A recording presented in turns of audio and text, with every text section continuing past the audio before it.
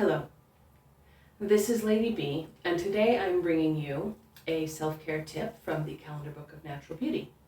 It is a book all about bringing out your natural beauty through the use of diet, exercise, and self-care. And the self-care in this case, today we're talking about nourishing baths.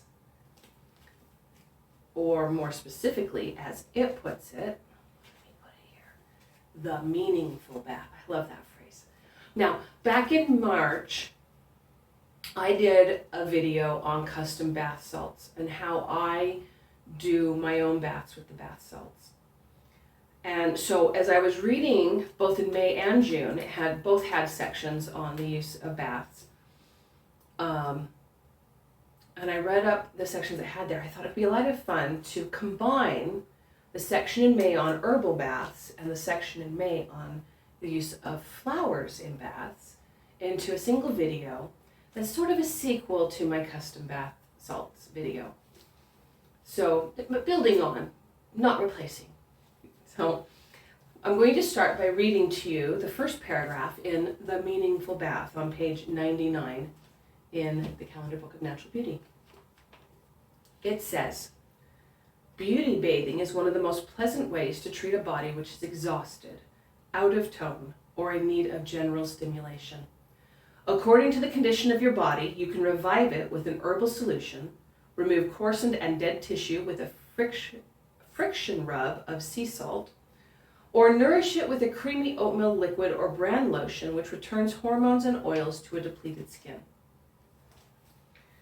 So, bathing can be useful. But like I said, today we're going to concentrate on herbs and flowers. Now, the first thing it talks about is how if you live in an area where you can, one of the ways you can get these ingredients is by going out and picking them. Not all of us do. In fact, I'd say a lot of us don't.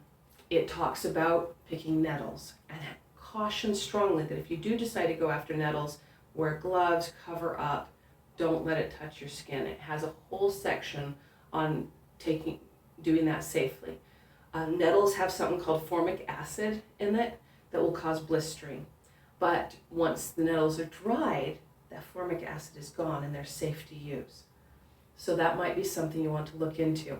I'm not going to go in depth on that. It's not something I can get here. I have no personal experience with it.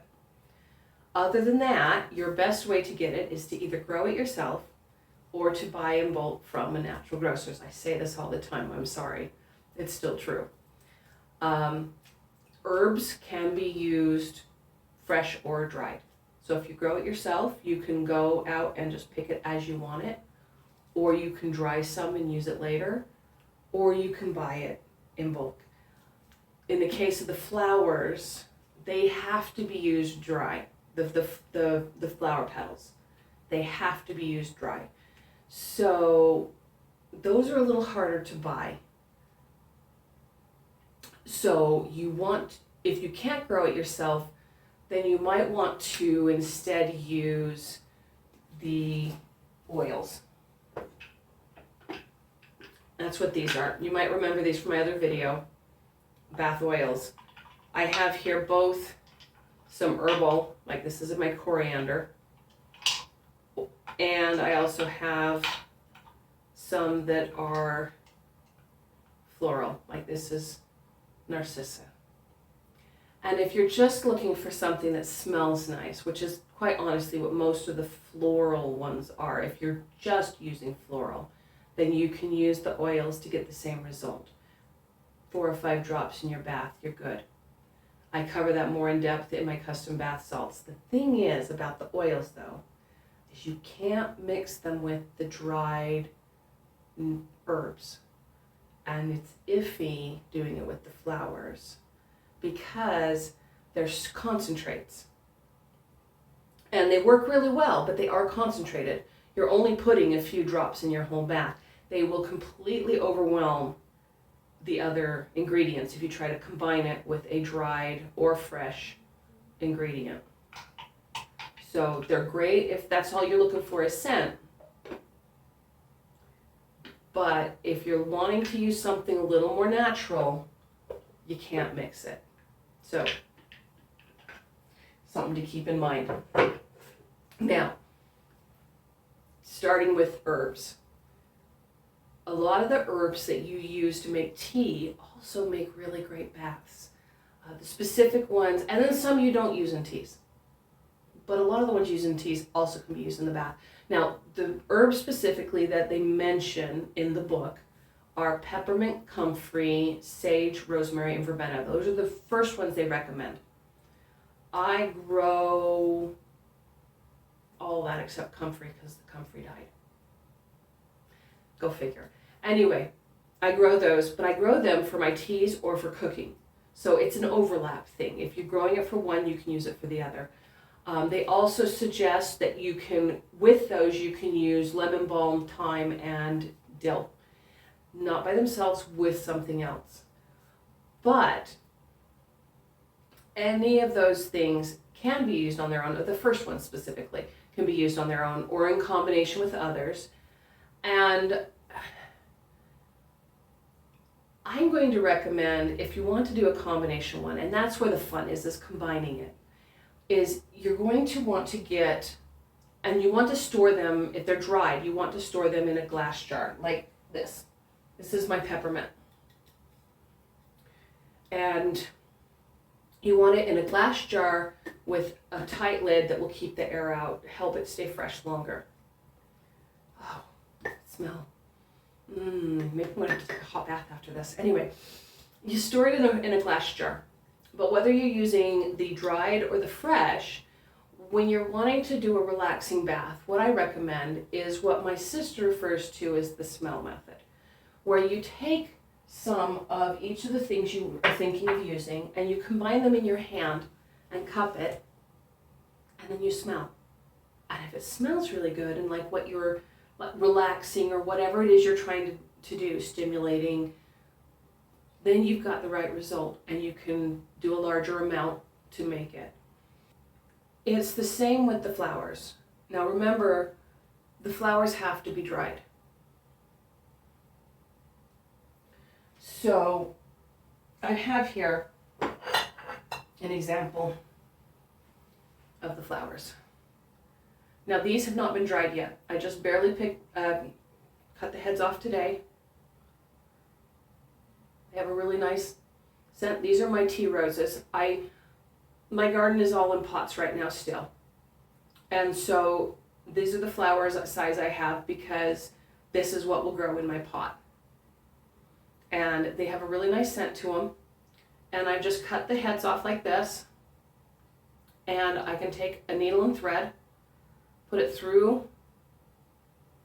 Let me see if I can get that close enough you can see.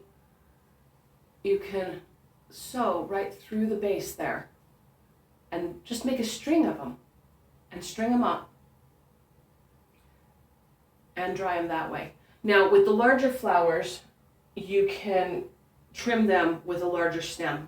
These are very small flowers, very small stem. And with a larger stem, you can tie the stems together and dry them that way. Same thing as when you're drying herbs. You want to dry it in a cool, dark, but well-ventilated area. And whatever you're drying, whether it's herbs or whether it is flowers, petals, you have to make sure that it is 100% dry before you put it in the jar, or it will mold and it will ruin the whole jar. So get it completely, absolutely dried. Now, flower-wise, remember some of the flowers it recommends in the book are roses, like my little tray here, roses, carnations, jasmine, lily of the valley, honeysuckle, nasturtium, wisteria. Basically any flower that has a really nice scent that it keeps once it's been dried. Anything that you can use in a potpourri, you can dry and use in your bath.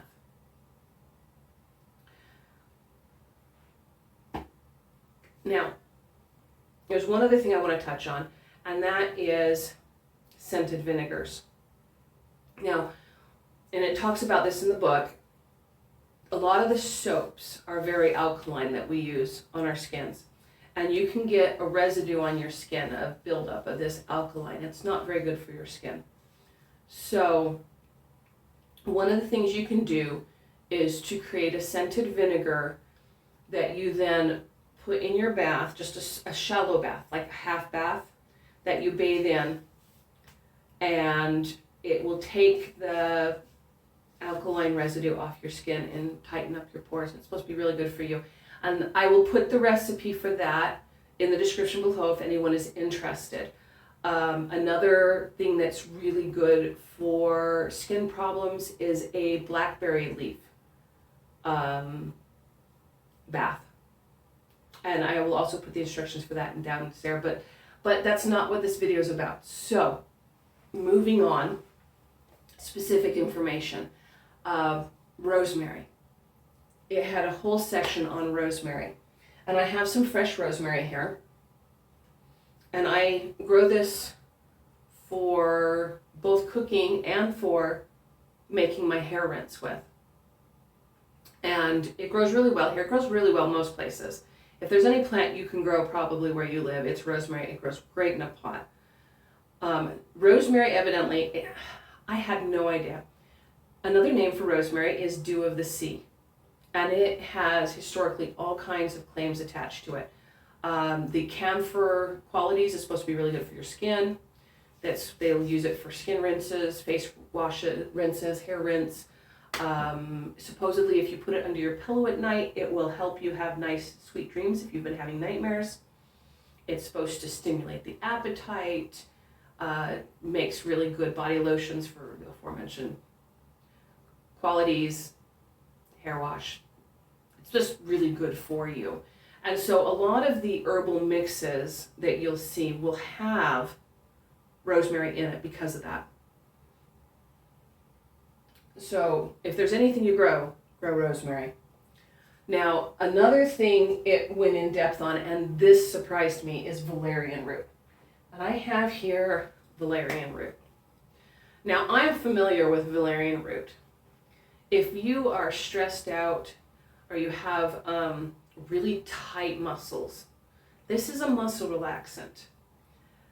You can get it in prescription strengths through physicians, chiropractors and stuff, which is how I was introduced to it after my husband-to-be at the time, we're now married, and I were in an accident back when we were in college, and we both had really bad whiplash and were in massive amounts of pain, and the chiropractor we were going to at the time prescribed us valerian root concentrate pills.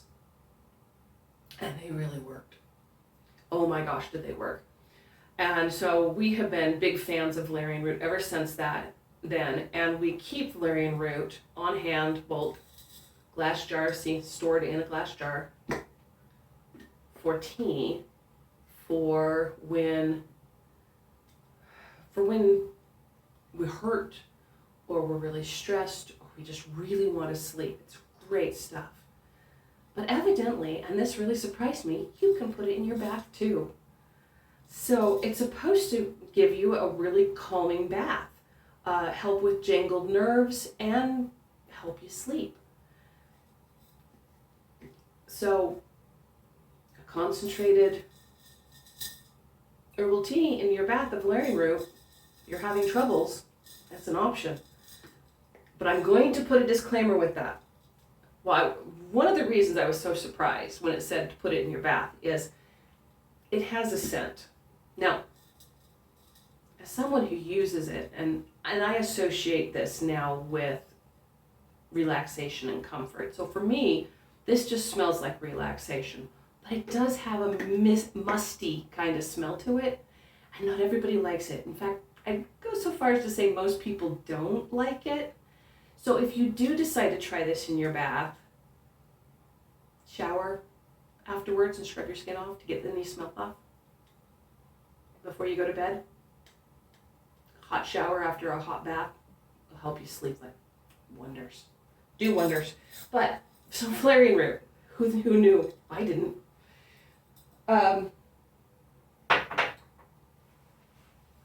So how do we use them? I've said a lot of general things, but how do you actually use it? Well, in general, the key is you go and buy one of these. These ones came in pack of 4. This one has been used and washed out and dried, which is why it has shrunk slightly. You can see the difference in size. This was a pack of 4. These are spice bags for bouquet garnis, tea, and potpourri sachets. And what you're basically doing is you're making a potpourri sachet for your bath. So, once you've selected whatever herbs and flowers or whatever combination you're going to use, you put it in your sachet and you pull it tight like that. And it's so easy. You just hang it on the faucet and you turn it on and you run your hot water through the bag. And it's going to basically create a tea in your bathtub. Your bath water. Just right like that. As the tub fills, the hot water runs through the bag, through the herbs, through the flowers, and it scents your water. And then once you're finished filling the tub, you take it off, tighten it up, and just toss it in your tub. Toss it in your bath. Just let it sit and soak and float in it. And of course you throw it out when you're done. Keep the bag. That can be reused. Simple little bags. If you don't want to, I've mentioned this before, if you don't want to buy these, they're easy to make. You just want an unbleached muslin. It's just a square sewn in such a way that you can just sew up 3 sides, fold it over, make a channel for a drawstring. Easy to make if you know the basics of sewing, or you can buy them. They're not very expensive. And there's your bath. Now, if you're looking for something a little stronger than this, and I do have 2 recipes. It's a combination of herbs and flowers. They're supposed to be good for what they call a beauty bath. Now, there was this lady, see if I can pronounce her name. It's French, and I do not know French. It was Ninon de Lenclos.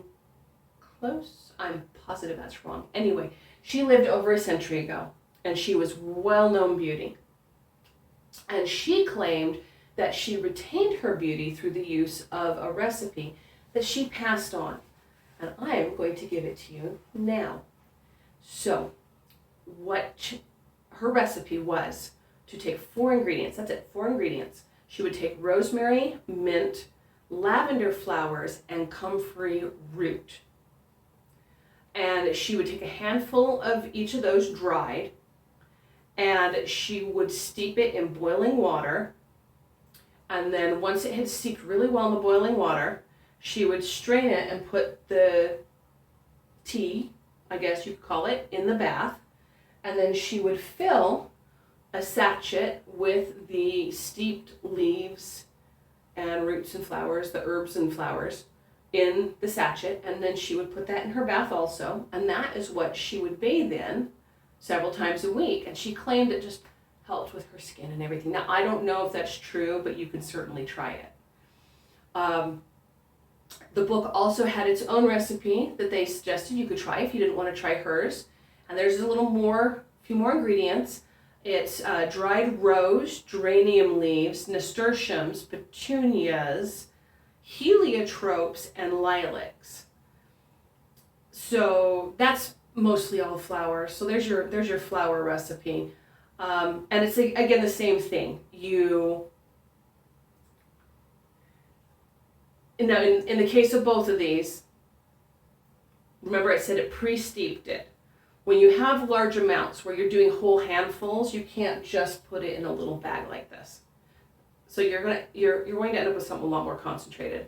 So in the cases of these recipes where you're taking a handful of each and throwing it in and making a really concentrated one like this, what you're going to do is you're going to throw those in already boiling water.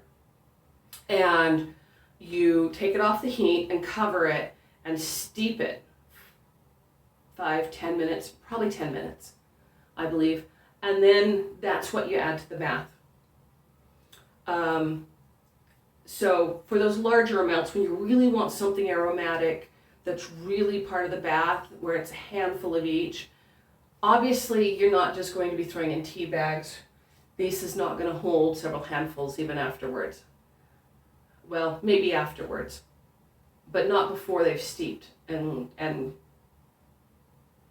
gotten smaller.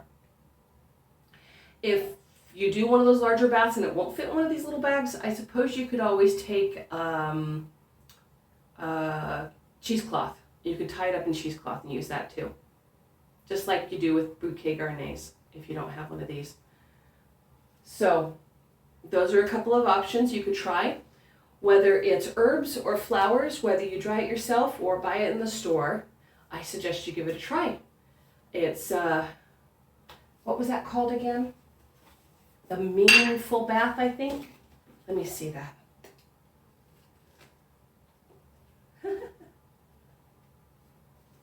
Yep, that's it. The Meaningful Bath. So there we are. The Meaningful Bath from the Calendar Book of Natural Beauty for May and June.